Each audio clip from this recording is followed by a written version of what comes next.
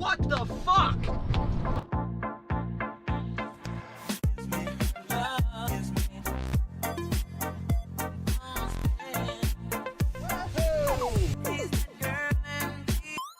Good morning, folks. I am at Copart today, as I am all the time. And we're looking at just a couple lots today. I figured I'd take you guys along. I know you enjoy that. And one of them is right here. We have a donated 2003 or 4? 2004 Grand Marquis with 128,000 miles. And I presume the battery is going to be dead. That's why I have the booster pack.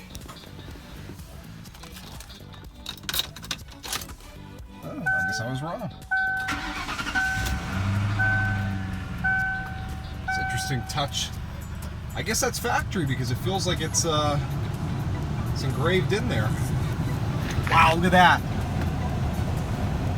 To be removed by dealer, and it's still on there. The protective plastic on the climate control. That is unbelievable. Unbelievable. You know this was an old man's car when that's still on there. And the AC's cold. Got an ABS light, not a big deal at all. And just the seatbelt light on. Wow, what a great start so far. The only thing, this door was open a crack. There we go, it's just sagging. I feel like I can get in this car and drive home right now. It feels fantastic. That's the beauty of these donated vehicles. They're generally an older person's vehicle who passed away and the family doesn't want to deal with selling it, or they stop driving, whatever the case may be, and they just donate them. They write them off on their taxes.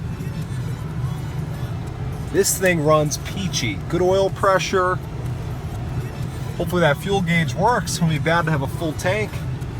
Voltage is on the low side, so maybe we need an alternator, but it's running fairly well, fired right up. Radio works. See if those window regulators still work. Okay, we know the driver's one does not. Rear driver's does. Front passenger. Speaking of Grand Marquis, ouch. Let's go ahead and have a listen to the engine in a minute here. But so far, I'm fairly impressed. Brakes feel good, plenty of pressure.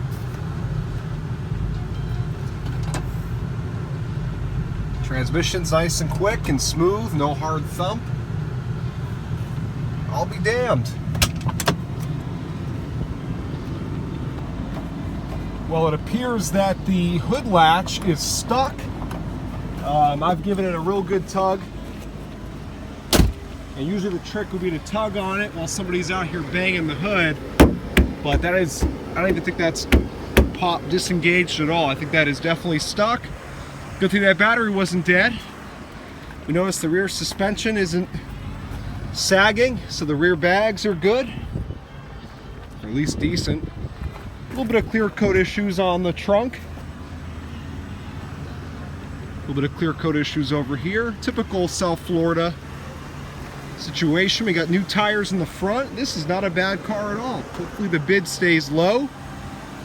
I mean, the miles aren't very low. They're just perfect for resale. They're not too high as to scare somebody away, but they're not so low that the bid's gonna go crazy high in the car, because we have a Lincoln Town car here, which we're gonna check out in a minute, and that's got only 60,000. That's gonna go for some money. So this might stay on the cheap side.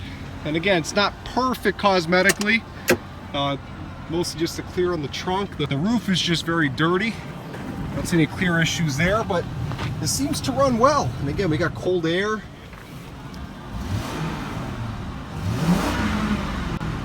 I don't hear any knocks or anything weird like that. So even though we can't get the hood open, I feel comfortable bidding on this. I'm very familiar with the Panther platform. And we all know these are very reliable cars. So, definitely keeping this one on the list. Now I'm going to go ahead and find that town car. Okay, we have a donated Grand Cherokee. I'm not as crazy about this generation as I am the older ones, such as that XJ over there. 268,000 miles. You know what I always say about high mileage cars? Generally, more often than not, they had to be well maintained to make it this far. Let's see what happens. Another jump start, and that booster pack is pretty much almost dead. But I have to say, it's in pretty damn nice shape for 270,000 miles. Moment of truth.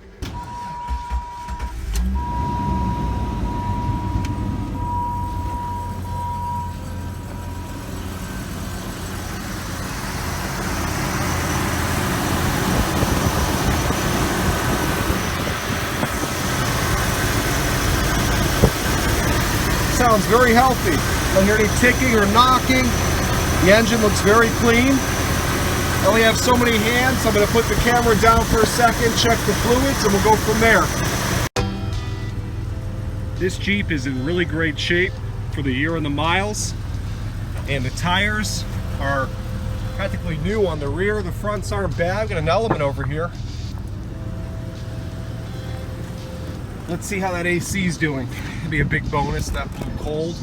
Unfortunately, the AC does not blow cold. It's lukewarm, so obviously we've got a compressor issue or a leak or something.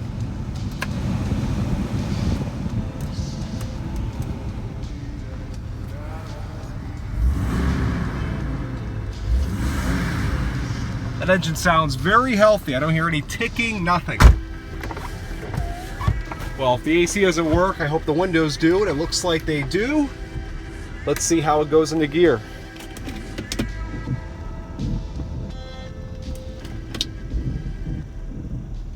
That all feels normal. Yep. It says we're low on refrigerant. Go ahead and turn that off or we damage the compressor. And of course, does the radio work? Uh-oh. Wait a minute, we had something there. There we go. ABS light, but no check engine light. Strong oil pressure. I like this a lot. I did not expect one of these Jeeps to be issue free at this mileage, but again, I'm sure it was well maintained. Yeah, that battery's gone though. Even the oil change is ahead of schedule. Great. Definitely gonna keep this one on the list.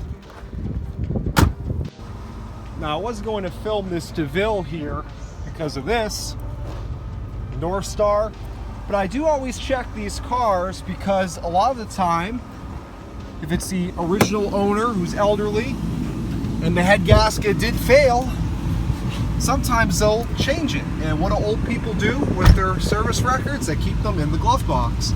This one seems to run very well. Doesn't mean I'm going to bid on it. I would not bid on one of these unless I had very good evidence that the head gasket had already been done.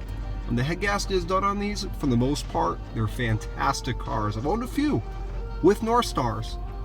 All of them had the head gaskets replaced. I think I have one of them on my old YouTube channel. But this is an 88,000 mile, which, you know, isn't crazy. Most of these are low miles, but freezing cold air, the engine runs real smooth. So the question is, do we have any evidence of a head gasket repair? Now, there is ways to check by looking at the engine itself. You can usually tell if the surge tank and all that's changed out. Usually it's an indicator that that stuff's been dealt with. We hope we have Mother Mary, so maybe that's a good sign. Maybe I should bid on it. Even have a garage door opener. I could go, people are unbelievable, right? I wonder if this is donated. I'll have to check, but I could go to the address that's on that registration and go open their garage door.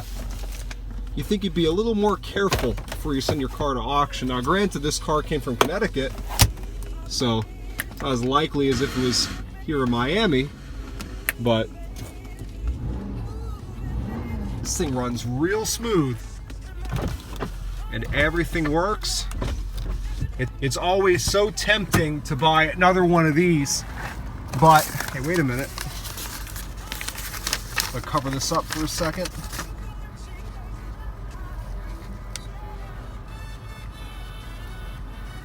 This is why we always check the paperwork. Transmission verification report. Well, it says okay. but there's a reason the car went in to be checked. So maybe it was having transmission problems, I'm not sure. We don't have any active codes. There is a way on these to check the codes. I believe you have to hold 2 of these or something. I forget, they're all a little bit different. You gotta hold 2 of these buttons. I had a 2000, there you go. Let's see what we got. PCM P0603 history. IPC B155. Well, you guys, I don't have to read it out loud. You guys can read it, obviously. No ACM codes.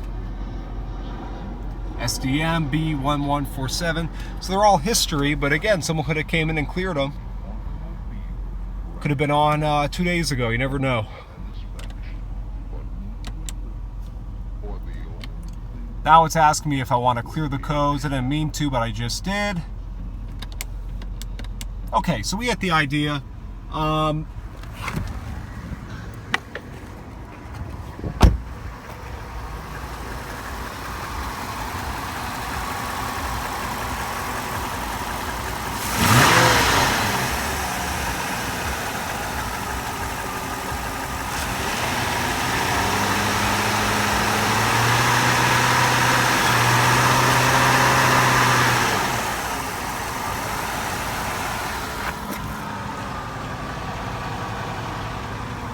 You know, I thought for a minute I heard a knock, but it almost sounds like a carbon knock. Definitely not. I mean, you'd hear it rising up with the idle if there was a knock. This car's in nice shape. They always tempt me, but they are such a bad idea if you don't have the service history. This one looks really well maintained. See if I can find out more about it. Maybe I can find some history in the car. If I knew the head gasket had been done, I'd be going on this thing all day long. Check out this old Florida plate inside of this beautiful town car. It's 2001. My battery's about to die on my phone, so hopefully you guys get to hear this bad boy run. Oh, what a pain in the ass. I have to jump start it. I have to jump start everything. This one is loaded to the gills. 68,000 miles. And the only problem with it, paint's in beautiful shape, tires are like new. The only problem is the roof.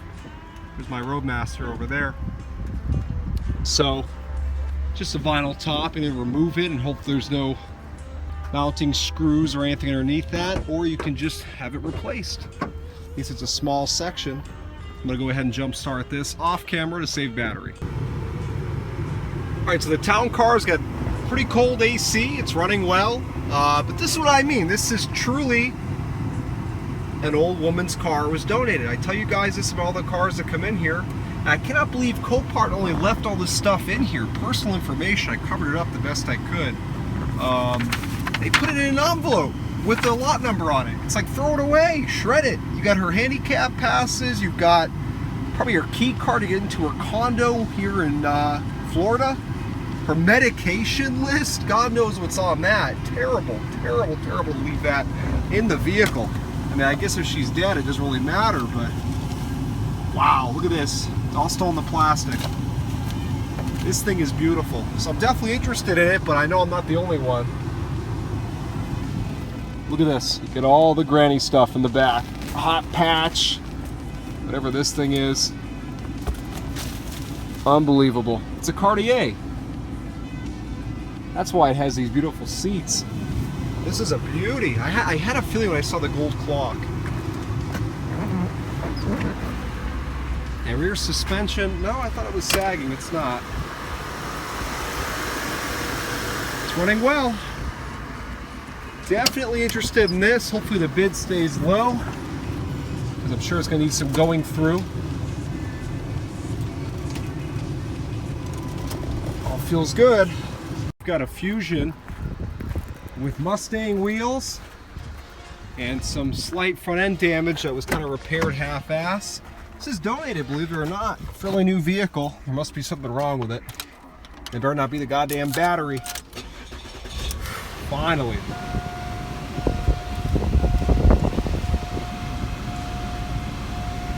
I usually like to bring my code reader along. Forgot to today. Could have pulled any history codes in this car for transmission or anything like that. Feels like it has a slight issue idling. AC is hot. Car isn't even 10 years old, is it? 2000, that's an 06. Let's go take a look under the hood quick. I might lose you guys. If I do, sorry. 1% battery, and I still have a few more cars I want to check too.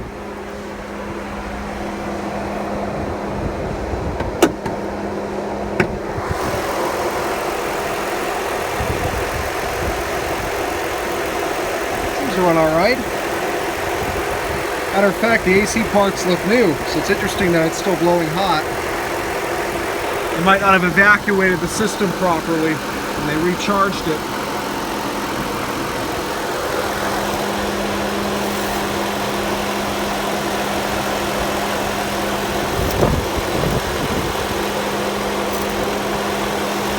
I hate these modern cars that are not drive-by-wire because I can't rev them up in the engine bay.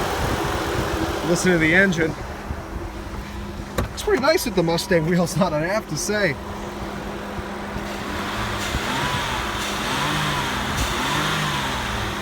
That seems to run okay. It's a maybe. Just a quick look at something cool I found in the glove box. Window sticker, mini window sticker. 2009, I was reading that upside down, not an 06. $24,000 MSRP. We'll see what it sells for tomorrow. See how it depreciated over 10 years and 161,000 miles. Check this thing out. This is a donated Honda Accord. It's in pretty nice shape. It looks like your classic, someone's commuter car. Higher miles, a little bit of wear, but not too bad. Seats are no problem. There's plenty of these things at the junkyard. Please God, let this battery be all right. Hey, maybe. Nice. See if that AC works. Oh, what is happening here? Got wipers going. AC's getting cold. We have an ABS light, a traction control light, but no check engine. All right, so I'm here in the Roadmaster heading back home, and I just want to give a quick rundown on the Accord. My battery died as I was checking that one out. It ran very well. It's not like the alternator or something's making a weird noise, but no issues with the timing belt or anything like that. You guys remember way back, I think it was late last year, I bought a white Accord Coupe from Copart in 06 that had a broken timing belt or something. I never really figured out what it was. That was my assumption. And I guess they're not I think it was a tensioner, because the guy that came and bought it was a Honda fanatic and he wasn't worried about the engine. So I believe most Honda engines are interference, and therefore it must have been the tensioner, because he seemed to be confident the car was fine. I ended up selling that Accord for a little bit more than I paid for it, even after all the fees and delivery and everything. So I did okay on that car. But this one seemed all right. It's got that 3.0 V6, which I trust the 2.4 a little bit more, the 4-cylinder. But again, it seemed to run well. It looked like it was well maintained. Because it's a Honda, it'll probably have the old Honda tax at auction, just like the Toyotas, and they'll probably bring too much money. At least leaving the margins a little bit tight on it with the high miles. But we'll see. It did check out. Pretty much everything today was decent enough. So I'll be throwing some bids tomorrow. But, you know, the thing is, I like to sell these cars cheap and quick. And that's why I try to keep my bids low. And it also leaves room for repairs if needed, and still being able to make a decent margin on the car. The thing that people don't understand about flipping cars is the margins are not always huge. The key is volume. How many you buy and how many you sell quickly. Now, this isn't my full-time job. I do this for fun, so I'm not as concerned about getting all this crazy volume. I won't even have time to deal with them all. But again, we'll see. Something should check out. Hoping to grab. I did notice on the Grand Marquis, the first one we checked out, that the ball joints in the front are definitely bad. And thank God I walked by it later on. I never would have noticed. Front wheels are like this. It's a very common issue for the ball joints to go bad on those, and it's not a very inexpensive repair. It's kind of a pain in the ass. So something to definitely keep in mind when I bid on it. But we'll see. Nothing there tomorrow is too amazing to pass on. I could pass on all those cars and sleep fine. There's nothing there. It's like, you know, unbelievable screaming deal, like my Riviera I bought. Remember the white one, or the van, my conversion van. Those are the kind of cars where it's like, wow, you know, this is a great deal. I got to get it. But nothing there was too crazy that it had to be bought. So we'll see. If the bids stay low, I'll pick some stuff up. If not, no problem. Anyway, guys, that's it. Thanks for watching, and keep an eye out for the